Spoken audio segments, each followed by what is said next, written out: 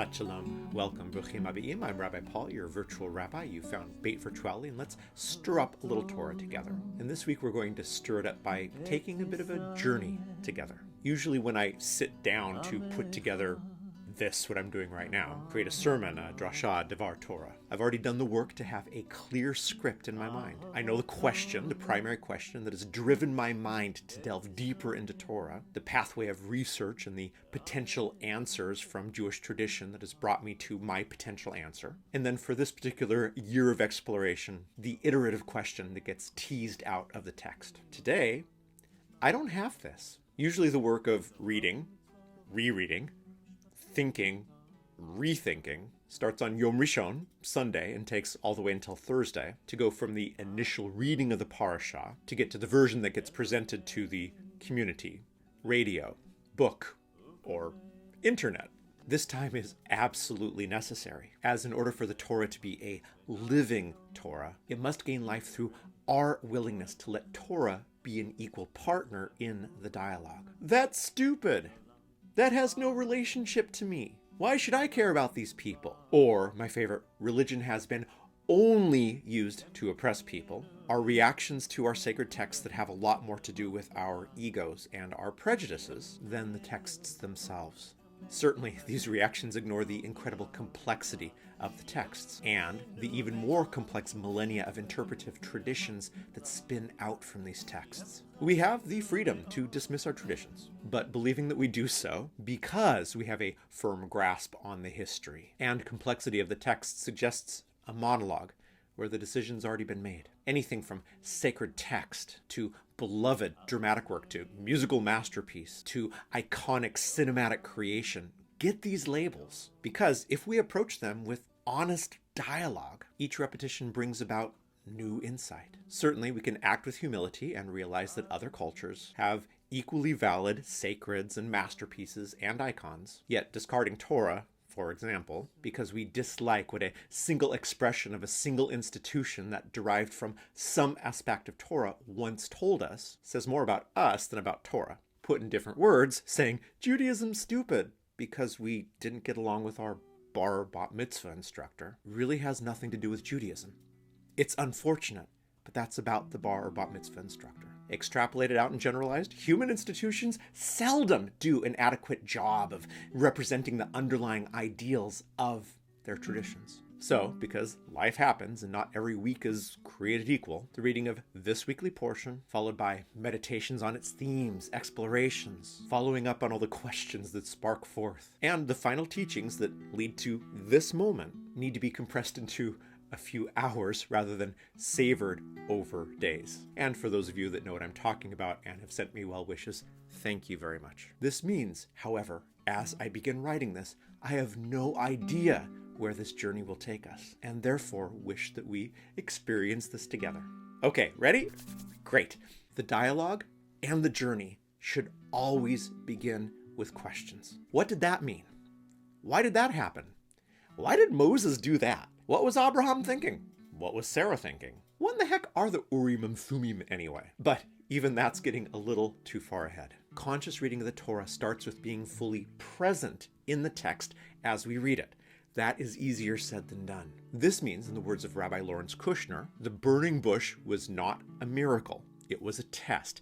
God wanted to find out whether or not Moses could pay attention to something for more than a few minutes. If we read, for example, God hardened Pharaoh's heart while not in dialogue mode, we might slam the book closed, thinking of that cruel, petty God of the Old Testament, as might be done by Richard Dawkins. If you don't know what I'm talking about, my absolute favorite quote from Professor Dr. Richard Dawkins of all time from his book, The God Delusion, for those of you who have not yet heard me read this, is: "The God of the Old Testament is arguably the most unpleasant character in all fiction.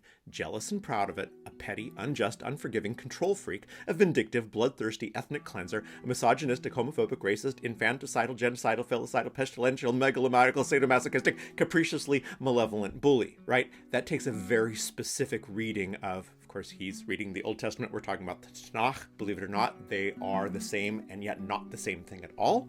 If you want to know what I mean by that, ask the question, I'll do another video about it. But Richard Dawkins has read that on the surface, without interpretive traditions, looking for ideas, themes, stories, moments to fulfill his cognitive bias. And so many of us do the exact same thing. Rather than asking a question like, why would the writers and editors of Torah choose to express it that way? Or even better, what everyday life truth or psychological reality is being expressed by that passage? If, as Rambam, Moses Maimonides, firmly suggests the eternal is not human, has no human attributes, nothing that can be compared to a human, then an act such as hardening a heart is a metaphorical expression meant to lead us into deeper thought, discussion, and reflection. What hardens our hearts? Have we ever been presented with an incontrovertible fact that we have rejected because it conflicts with our beliefs? Or, okay, if that makes us feel slightly uncomfortable, have we ever, in a conversation with someone else, presented them with an incontrovertible fact that conflicted with their beliefs, but they chose not to believe it because it conflicted with their beliefs, right? I'm guessing that that's pretty close to 100% on the second one.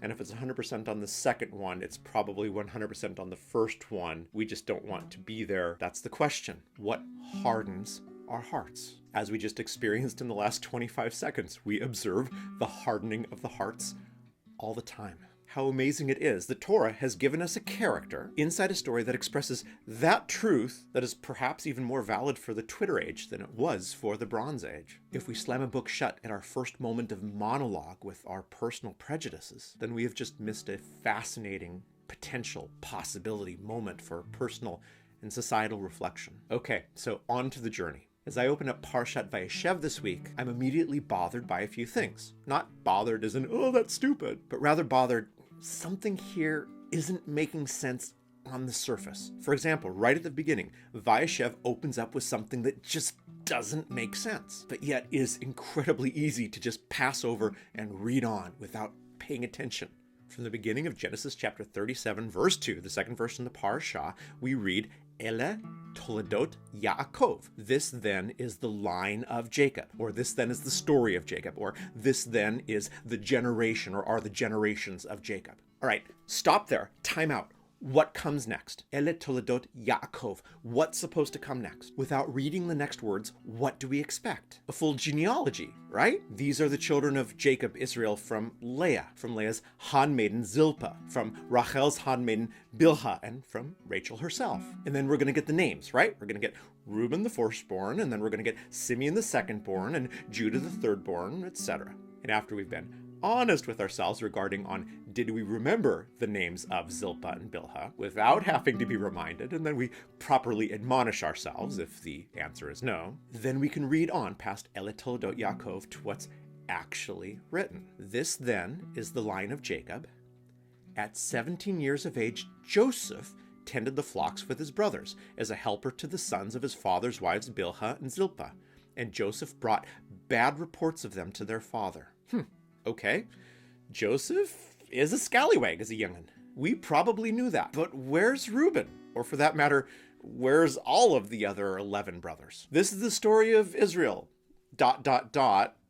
Joseph. Yes, this is the beginning in the Torah of the Joseph narrative, who, other than the narrative of Moses, is the longest exploration of a single character life in the Torah. This one verse, which should have named all of the children of Israel, instead focuses on a single son, as if saying the story of Israel essentially is the story of Joseph. But how can that make sense? Religiously, the story of Judaism flows through Moses. If perhaps this verse is more political in nature, which is a legitimate argument since Joseph's life becomes political, he becomes second in power only to Pharaoh once he's down in Egypt, yeah, then maybe there's an argument there, but the politics of the Tanakh flows through King David, who is a scion of the tribe of Judah. Something is being said here. And if we ignore this, close our eyes, or read on uninterested, don't even notice that it's there, we miss a beautiful signpost asking us to look at the amazing complexity and greater diversity of our Judaism. Yes, our narrative primarily comes to us through the southern kingdom of Judah and the Davidic line, but not without including ideas, stories, tales, mythology, and yes, even some religious ideas from the much more powerful yet shorter-lived northern kingdom of Israel. which just happens to trace its lineage through Joseph. Did we blink? One verse, one expectation, or one adventure with just a little bit of questioning and a little bit of time to read just a little bit deeper. Okay, this is fun. Continuing on, we get to the moment that's really itching at me since I started reading this parsha. We read of Jacob's affection for Joseph, the probably very poorly translated coat of many colors. I look handsome, I look smart. And Joseph's dreams, which seem to symbolically show that eventually he will be the Lord over all of his brothers. And of course, then Joseph describing gleefully these dreams to his brothers, who were thrilled. The text goes out of the way to help us to understand that a 17-year-old Joseph acted like a spoiled brat, that he acted out a dominance game with his older siblings, and perhaps most surprisingly, considering what happens next, that Jacob was fully aware of this. We read the summary of these introductory verses with the words, Vayekanu vo echav,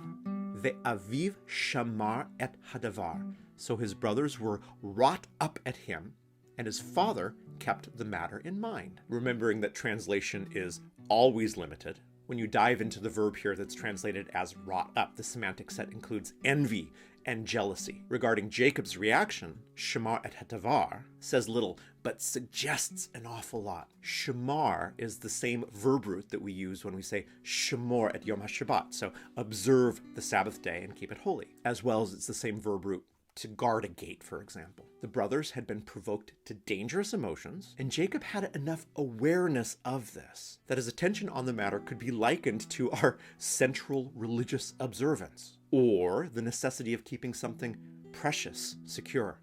Good enough. Then why, in the measures of all sanity, did Jacob send Joseph off? One time, when his brothers had gone off to pasture their father's flock at Shechem, Israel said to Joseph, "Your brothers are pasturing at Shechem. Come, I will send you to them." He, Joseph, answered, "Hineni, I am ready.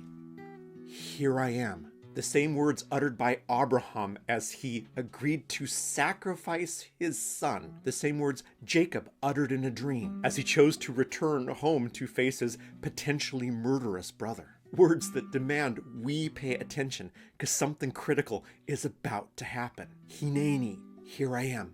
Are we looking? And if we want to read a little deeper and open up some maps, did we think to ask of how far Shechem is from Hebron, where Jacob was stationed at this time? As the crow flies, it's just under 80 kilometers, just under 50 miles.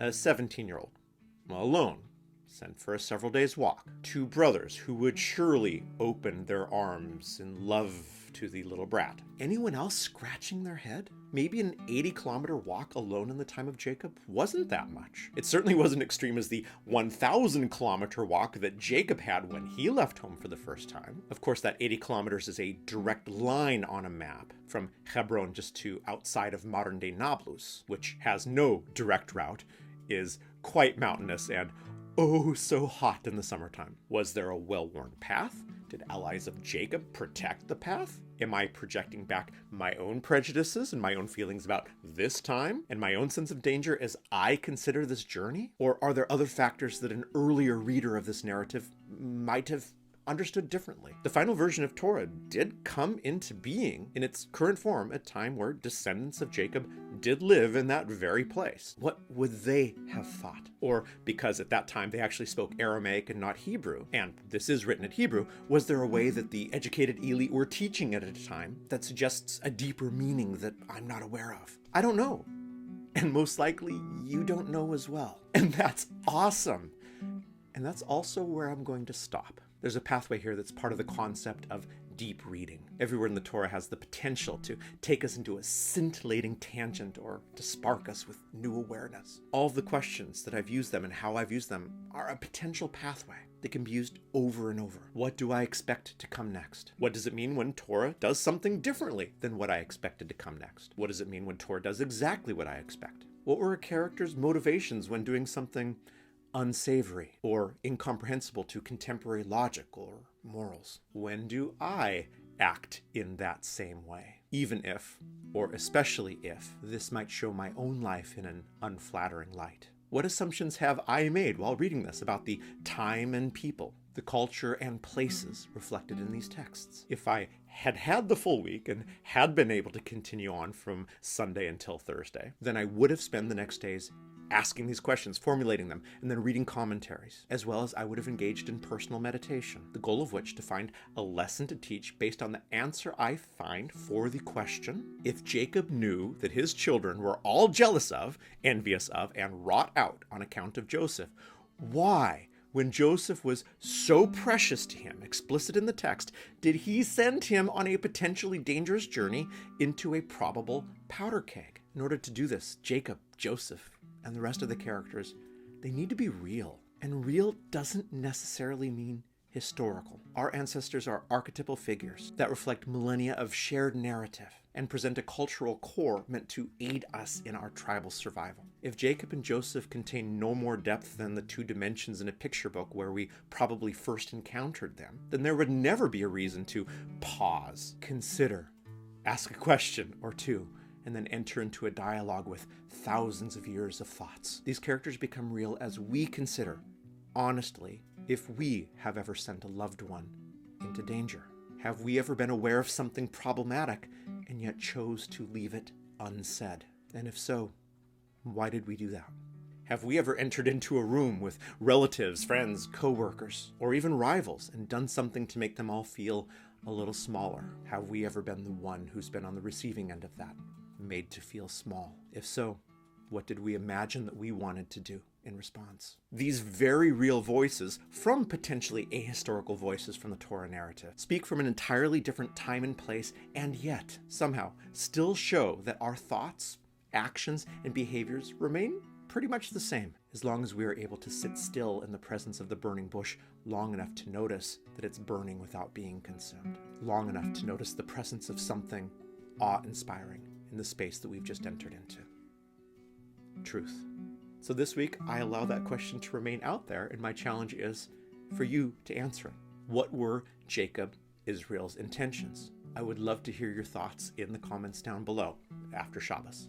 And if we're going to do this by putting us in Jacob's place, in Joseph's, and then the brothers, and then for bonus points, in Rachel's. And as we do this, we're honest. We don't idealize our own actions. We don't tell the story as, I would have definitely done the right thing had I been there, because chances are we wouldn't have. That's the heroic retelling that we're going to give to our nearest and dearest at the pub, or those at our class reunion. The challenge is to gaze through the eyes of a flawed and human Jacob, a young, bratty Joseph. None of us have ever been a brat, right? Who has not yet, but will soon, face adversity. A firstborn Reuben that is perhaps dismayed at seeing family history repeat itself as a parent is supporting a younger sibling over the rights of an older. Or a mother whose voice has disappeared from this narrative, but whose truth can still be found in our choices to continually engage in the process of midrash. And I might not be giving the answer in the sermon, but I still have the iterative question, the question that we come back to every year that I want to pose for this meta sermon. And there's a lead into it. And the lead into it is, as we come back and ask this question each year, we can start with the question of, do we look at this differently now than we did in a previous year? Do we answer what we think Jacob's motivations were in a different way? And then, at that point, it's really interesting to note what might have happened in our lives over the course of the last year that made us take a Jacob that at one time we would have berated for this decision, and now perhaps what he does makes sense. Or perhaps Reuben, who has always come across as a villain to us in the text. Why might we now suddenly feel a strange kinship to this tragic eldest son? But the key iterative question, however, is how often do we read on? Do we continue to read when there's a story that still needs to be told? And we can start with all the times that we're reading Torah and we've sped past the delicious details. Or, if that's a little bit too obscure, we can as well notice the waiter or waitress that we just discounted as a human being, or the person sitting with tears on their eyes on the stoop that for some reason we've just decided to cross the street to get away from, or the parent who did their best with the tools that they had, whom we still blame for all of the ills of our life, when if we take 2 seconds to be honest with ourselves, we actually don't know them, at least not in the way that we think we do. They're all there in the story, but only the story that we slow down. the story that we observe with the humility of not knowing or assuming what comes next. That's the one that leads to a completely different and new story than the one we 5 minutes ago knew to be the complete and correct truth. Shabbat Shalom, everyone. We'll see you next time. בחצות זרות וקול שופר הריעו לפני המלך אדוני